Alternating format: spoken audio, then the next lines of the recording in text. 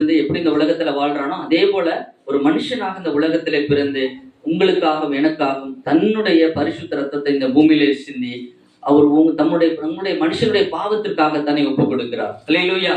அந்த பரிசுத்த ரத்தத்தை யாரெல்லாம் விசுவாசிக்கிறார்களோ, யாரெல்லாம் இந்த ரத்தத்தை அவர் ரத்தமானது என்னுடைய பாவத்தை மன்னிக்கும் அப்படின்னு யார் ஏற்றுக்கொள்கிறார்களோ அவருக்குள்ளே கிறிஸ்துவானவர் வாசம் பண்ணி கொண்டிருக்கிறார். அல்லேலூயா.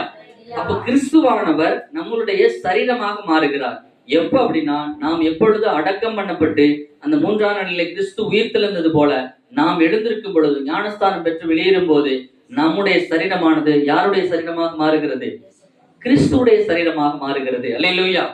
அதுக்குதான் அழகா வசனம் சொல்லுகிறது, அவருடைய சரீரமாகிய சபைக்காக தன்னுடைய மாம்சத்திலே நிறைவேற்றினார். நம்மளுடைய சரீரமாகிய நம்ம சபையாகிய இந்த சரீரம் கிறிஸ்துடைய சரீரத்திற்கு ஒப்பாக மாறுகிறது. அல்லேலூயா.